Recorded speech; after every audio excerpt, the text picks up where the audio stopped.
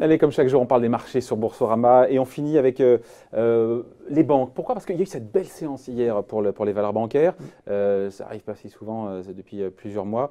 On sait que le contexte des taux bas pénalise les activités des banques, ça met sous pression leur rentabilité, à tel point bien qu'on imagine que ça a dû remonter aux oreilles de Mario Draghi, le président de la BCE, qui s'est exprimé hier, qui a donné quelques idées là-dessus. Bonjour Laurent. Bonjour David. Directeur de la rédaction de Boursorama. C'est vrai qu'on rappelle quand même qu'en bourse, le secteur, il a morflé. Ouais, c'est grosse pression sur le secteur bancaire. Quand on regarde sur un an, sur les principales valeurs bancaires, on est dans des moins 40, moins 30% pour Société Générale, BNP Paribas, Natixis.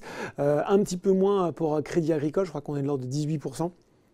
Et on voit que depuis le début de l'année, le secteur peine à rebondir. Alors s'il y a quand même Natixis et Crédit Agricole qui ont gagné à peu près à 15%, mais on reste sur des niveaux de valorisation qui sont historiquement bas pour les différents acteurs bancaires en France, ce qui pénalise d'ailleurs l'indice CAC 40 puisqu'il est très représenté en financière. Le poids des bancaires, je ne sais pas, c'est au moins 15%. Alors je n'ai pas le chiffre précis, mais c'est important. Ça pèse, évidemment.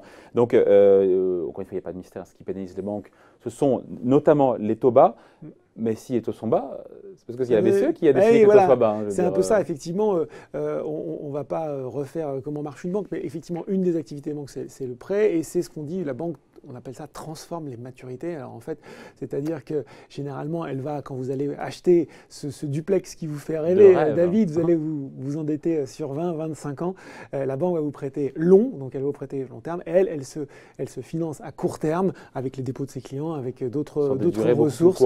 Voilà, exactement. Et donc, bien sûr, c'est le différentiel d'intérêt entre les taux longs et les taux courts qui permet à la banque de gagner de l'argent. Sauf que quand votre courbe, qui est censée être une jolie pente entre les taux courts et les taux longs, devient toute plate, comme c'est le cas actuellement, il n'y a plus la marge.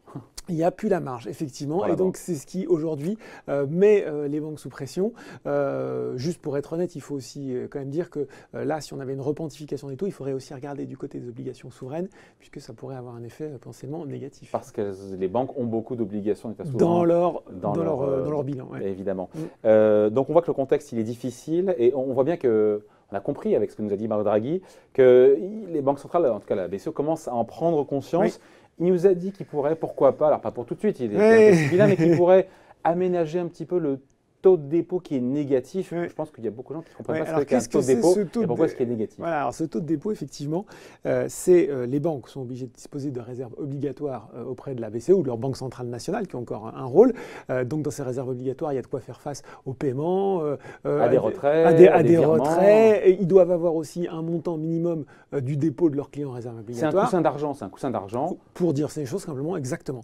Et puis vous pouvez avoir, donc ça c'est le côté obligatoire, vous pouvez avoir plus, elles peuvent déposer plus auprès de la BCE. Et c'est ce seuil excédentaire qui qu'elles déposent chaque nuit, en fait. Voilà, qui est taxé depuis 2014, enfin qui est rémunéré à moins 0,4%. C'est-à-dire qu'en gros... Qui est taxé, donc. Qui est taxé. Parce que rémunéré à moins 0 quelque chose, c'est une forme de taxe. C'est-à-dire qu'en fait, les banques payent, pour être vraiment très explicite, payent la Banque centrale pour déposer des sommes en excès chez elle. Ouais, mais si la Banque centrale a fait ça, c'est pour pousser justement les banques non pas à laisser dormir ces excès de liquidité, mais à les prêter à l'économie, aux entreprises, aux particuliers. C'est ça, indirectement, puisqu'en fait, ça va agir. En fait, les banques, voyant ce taux qui est quand même effectivement assez dissuasif, vont être plus tentées de se prêter entre elles sur le marché interbancaire. Donc, ça entraîne les taux qu'on connaît bien, le Euribor 3 mois, l'Eonia, là aussi en zone négative, puisqu'il sera toujours intéressant de se prêter, même en zone négative, mais un peu moins négative, entre banques qu'auprès de la Banque centrale. Et comme en plus, eh bien, ces taux peuvent servir d'indexation pour les prêts qu'on accorde aux entreprises notamment, eh bien, c'est tout bénef,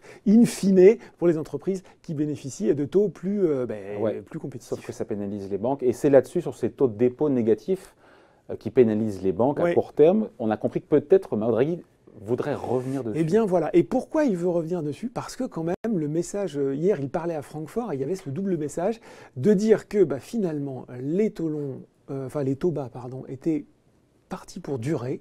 Alors on avait déjà dans une conférence précédente dit que s'il ne se passerait rien en 2019, et puis là... il en a rajouté une couche. Exactement, il en a rajouté une couche. Il a dit... Et voilà, c'est pourquoi pas plusieurs mois de plus qu'on pourrait attendre avant de voir un premier relèvement de taux. Exactement. Donc c'est quand même un message qui n'est pas passé inaperçu.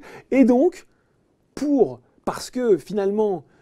cette optique se fait jour, que les taux faibles vont pouvoir durer peut-être plus longtemps qu'on ne le pensait, Mario Draghi est en train de réfléchir, il le disait. Il l'a dit très précisément, c'est une phrase qui a été beaucoup comprise. Si nécessaire, nous devrons réfléchir à des mesures qui permettent de préserver les effets favorables des taux négatifs sur l'économie. Donc ça, on l'a vu, les effets, tout en atténuant leurs effets secondaires. Tout en atténuant leurs effets secondaires. Oui, et là, on est au cœur du sujet. Là. Exactement, parce que les banques sont prises entre le marteau et l'enclume. Si d'un côté, elles ont très peu sur les marges des prêts, sur les activités de taux, et que de l'autre, ça leur coûte, il faut quand même savoir qu'aujourd'hui, ça rapporte 7 milliards d'intérêts par an à la BCE. Le taux de dépôt négatif. Exactement. De 40 centimes, de moins 0,4. Voilà, donc c'est pas anodin non plus. Voilà. Concrètement, qu'est-ce qu'elle peut faire la BCE pour soulager les banques? Eh bien, pas grand-chose. Ah bon, monsieur? Non, elle peut faire des choses, mais potentiellement. Aujourd'hui, alors pour le moment, aucune décision, enfin aucune mesure, aucun acte précis n'a été évoqué, n'a été dit. Voilà. On sait qu'il y a en gros deux pistes. Soit ce serait faire dans les, vous savez, les LTRO, ces opérations de refinancement que la BCE va réengager. Pour refinancer les banques sur une longue période à taux très bas. Exactement. Alors là, elle pourrait passer en taux négatif. Alors on en prendrait d'un côté pour en donner de l'autre. Ouais. Mais a priori, c'est française. Hein. c'est aussi européen. Mais a priori, c'est pas ce vers quoi donc on des irait. LTRO à taux négatif, c'est ça, pour compenser les taux de dépôt négatifs. Ça, voilà. Mais a priori, c'est pas là-dessus qu'on s'orienterait. Ouais. Reuters, parce que je dois bien avouer que c'est à peu près les seuls qui croient savoir quelque chose sur ce dossier, nous dit que ça pourrait être plutôt un système de taxation par palier, voire même un peu sur mesure. Il y aurait toujours un taux de dépôt, mais... Voilà. On pourrait se dire que, je ne sais pas, sur l'excédentaire, tant que vous êtes entre telle tranche et telle tranche, vous allez peut-être payer moins et que ça, plus vous avez de taux de dépôt, plus vous allez payer. C'est pour soulager les banques. C'est quand même pour soulager les banques, voilà. Bon, donc bonne nouvelle pour les banques. Alors, donc bonne nouvelle, oui et non, parce que quand même, Mario Draghi n'est pas le seul à parler. Il y a aussi Peter Bright, qui est le chef économiste de la BCE, et qui était interrogé par Bloomberg et qui disait, oui, on est prêt. Mais il ne faut pas sauter aux conclusions. C'est-à-dire que pour le moment, lui ne voit pas de difficultés spécifiques dans le marché du crédit.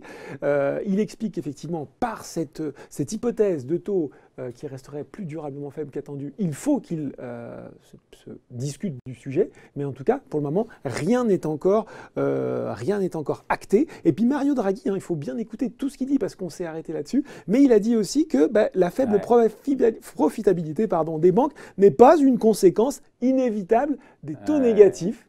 Donc c'était aussi histoire de dire... Donc ça peut être des taux bas, mais pas que, quoi. Exactement. Et il explique, alors voilà, si on veut trouver un acteur du secteur bancaire dans lequel investir, il y a trois choses. Pour lui, les banques les plus rentables en Europe l'ont fait grâce à trois choses. En fait, une baisse significative du ratio coût sur revenu, des investissements significatifs en nouvelles technologies et une diversification des sources du produit. C'est une façon un peu de se dédouaner, mais on sent quand même qu'il a vu un problème. Oui. Et c'est une annonce qui est importante. On a compris que l'intendance devrait suivre a priori bientôt.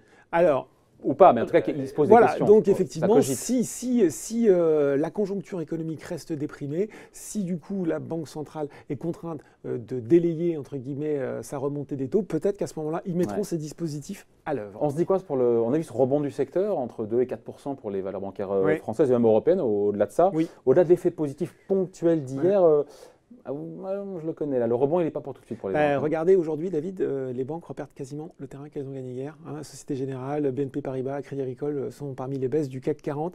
Ce qu'on peut dire, c'est qu'effectivement, on reste quand même dans un environnement qui est très challenging, comme on dirait, entre effectivement des taux qui restent au plancher, une révolution bancaire importante avec la déréglementation, avec pas mal de choses qu'on change, pas la déréglementation, mais de nouvelles réglementations qui ont permis à de nouveaux acteurs, d'arriver sur le marché. Donc, il y a encore pas mal de défis à accomplir sur les années à venir. Donc, le point d'entrée est intéressant, mais je pense que faut pas espérer un gain, une plus-value très très rapide. Il faut avoir du temps devant soi, comme souvent. Exactement. Comme souvent en bourse. Allez, merci pour ces explications signées Laurent Grassin, directeur de la rédaction de Boursorama. Merci.